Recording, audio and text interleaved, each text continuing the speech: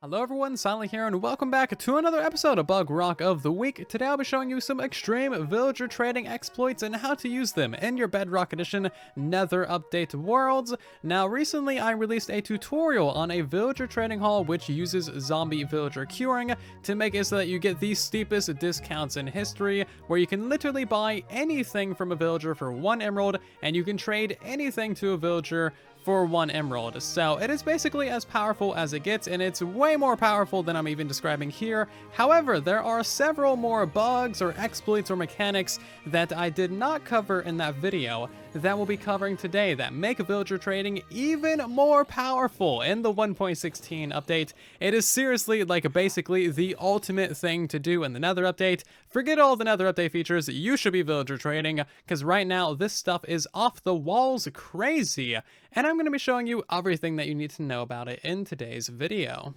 For this video, I'll kind of assume that you know the basic mechanics of villager curing to get the best trades, and I'll also kind of be assuming that you watched my villager trading hall tutorial, which is linked everywhere if you have not seen it. I go through all the mechanics in depth in that video. If you haven't seen it, we're going to do a quick little rundown of the mechanics real quick. So basically, whenever you cure a zombie villager on hard mode or whatever difficulty, these guys will cure and become a villager. Now they affect a massive area around them. It is 16 blocks in all the cardinal directions, 16 blocks below them, and 16 blocks above them for a 33 wide, for 33 long, and 34 tall area. So any villager within this area will then get a zombie curing discount, and they will reduce all of their prices to 1 emerald. This means that you can buy anything from that villager for 1 emerald. For example, you can get mending books, you can get pretty much anything that you want,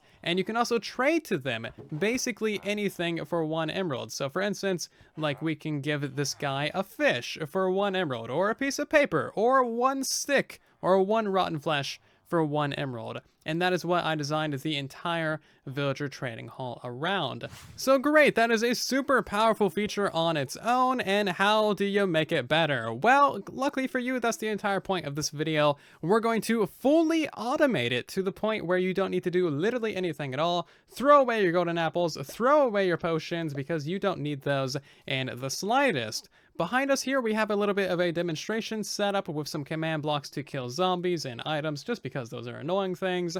We're going to spawn in some fresh villagers just so we can observe their trades.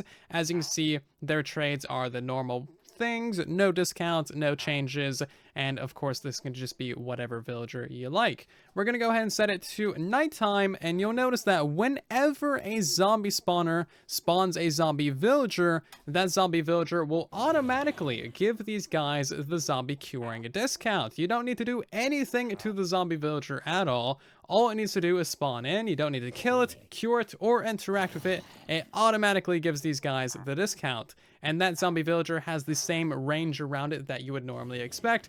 So really, all you need to do is build your villager trading hall around a zombie spawner, and then you'll get 24/7, all day, all the time, zombie curing discounts without doing anything at all. And that is what I call automation. So that's all good and great in theory, but how do you implement this in practice? Well, it's literally the easiest thing in the world. All you need to do is find yourself a zombie spawner, then build up yourself a villager trading hall around it, and you don't need to do any form of anything with the zombie spawner. Literally just put a magma block floor underneath it. That will kill all the zombies automatically. You don't need to worry about item collection if you don't want to. After all, it is just a zombie spawner. And then whenever this thing summons in a zombie villager, like that guy right there, that will give everybody the curing discount. So as you can see, and yeah, that is really, really overpowered. So that is literally all you need to do to take advantage of this bug, and I am really happy about this. But wait, there's more. Have you ever wanted to get basically free infinite emeralds just by trading to librarians? Well, now you can. This little exploit requires the zombie curing effect on the villagers, and all you need to do is have 1 book. You trade that book to a librarian for 1 emerald, and then you sell that emerald back to them for a bookshelf. Now, the great thing about bookshelves is you can break them without silk touch, and they'll drop 3 more books. And basically, as you can see, just trade them back to the guys, get your bookshelves back, and within no time at all, you have all of the books in your world, so you save a bunch of paper and leather. But not only that, you also have an infinite source of emeralds, which is incredibly overpowered and basically the best thing ever. Now, this little exploit will definitely be fixed at some point in the future on Bedrock Edition. This was an exploit on Java Edition at one point and was massively abused over there, so it's gonna get fixed. I'm really surprised that they did not notice this in the beta development for Bedrock Edition.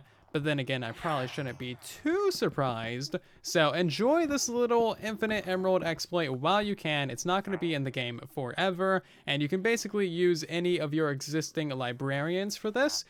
So you might think trading exploits end here. However, you would be extremely wrong. We've only taken a look at librarians, and since literally everything only costs 1 item to get 1 emerald, there are some very, very promising guys to trade to in Minecraft to get yourself basically infinite emeralds extremely easily for very, very mundane items that you probably don't want anyway. So on screen right here, you can see the villager trading chart for all of the different trades from all of the different villagers. This is still appropriate and up to date for the 1.16 Nether update. So take a look at this and imagine that everything only costs 1 item to trade or 1 emerald to trade, and you realize the power of villager trading specifically in 1.16. Villager trading has never been this powerful before, and you should definitely hop on this train while you can and stock up on literally everything. This is a very happy time for villager trading, and it's not going to last forever. So along this wall right here, I've put all of the best villagers to trade with for the easiest emeralds in the game, along with the best things to trade with them. The easiest items to acquire are along the bottom, and then as you progress up, it gets slowly more painful and less worth it, but still very, very easy. So the best villagers in general to trade with are farmers, fishermen, librarians, clerics. We got the armorers, toolsmiths, fletchers, the stonemasons, the weaponsmiths, and that's it. So let's quickly run through all of their trades and we'll discuss why these things are the absolute best and the easiest items to get in the game for the massive amount of profit that you receive in return. So when it comes to the farmers, you can very easily trade a single item of any of these 6 crops to them for a single emerald when they have the curing discount. As you can see, 1 wheat, 1 emerald, 1 pumpkin, 1 emerald, 1 melon, 1 emerald. Literally the easiest thing in the world. When it comes to the fishermen, there's also a pretty easy way of doing this. You can get all of your raw salmon and all of your different raw fishes from your various different fish farms, guardian farms, etc., and then trade that to them for 1 emerald a piece. Now, there's an even better exploit with this one as well, where you can just basically farm buckets. So actually, what you can do is you can give them 1 raw cod for 1 emerald, and then you can buy yourself a bucket of fish if you have the right fisherman. You actually get yourself a bucket of cod. You can place down that bucket of cod, kill the cod, and then sell it back to the fisherman. And basically, you'll just keep getting free buckets from it. So a little bit of an exploit. This guy doesn't have the bucket trade, but that is something that you can do.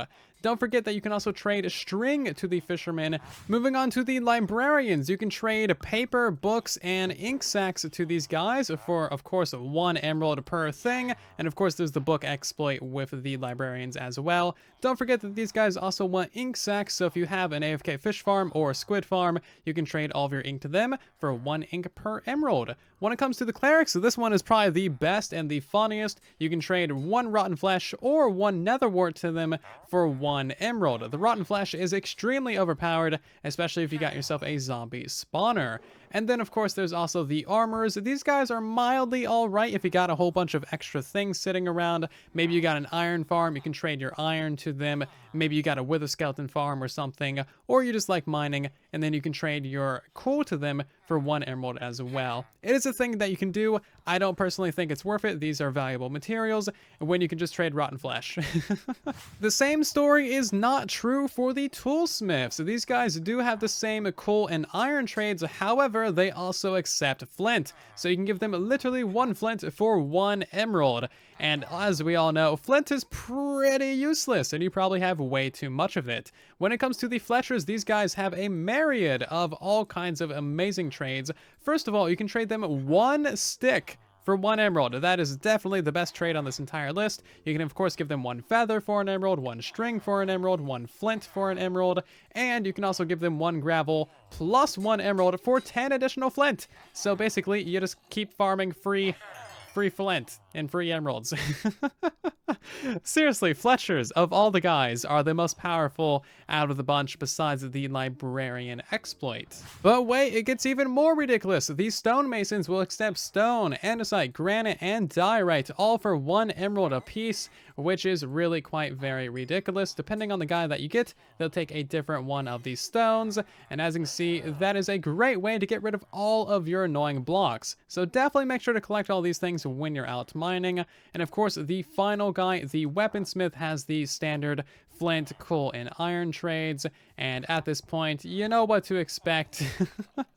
That is the really basic rundown of what you should be trading to your villagers in your villager trading hall. If you trade these things, especially like the fishes and the strings, the crops, the flint, then you will have so many emeralds in your world, you literally won't need a raid farm at all, unless you want some totems. But as you can see, it is so easy to get all these materials in mass. When you got a zombie spawner giving you the permanent curing discount, you really cannot go wrong with a villager trading hall in the 1.16 update, and that is by far the most powerful thing in Bedrock Edition. I hope you have enjoyed this video and get a ton of use out of these mechanics in your Minecraft worlds. Let me know what you think about this in the comment section down below, and if you plan on doing this. At this point, it really is like super cheaty, but at the same time, it's pretty much like fully intended game mechanics. So where do you draw the line? Maybe you don't want to participate in this because it's just too powerful and too easy, but at the same time, we kind of deserve it. With the amount of bugs and chaos that we've gone through on Bedrock Edition, we deserve some nice mechanics every now and again, and hopefully they keep this in the game for an update or two. That way everyone gets to enjoy the nice things every now and again, because again, we really do deserve it. We've gone through so much as a community together on a Bedrock Edition. Anyway, that is going to do it for today's video. I really do hope that you have enjoyed. Of course, if you did, make sure to leave a like. It helps out the video and the channel a ton. If you are new here, then consider subscribing so you don't miss future episodes like this on the channel. Consider sharing this video around with those who you might know and who you think might enjoy it. Everyone deserves to use these mechanics, and I will see you all down in the comment section and in the next one. Thank you so much for watching, and then there was silence.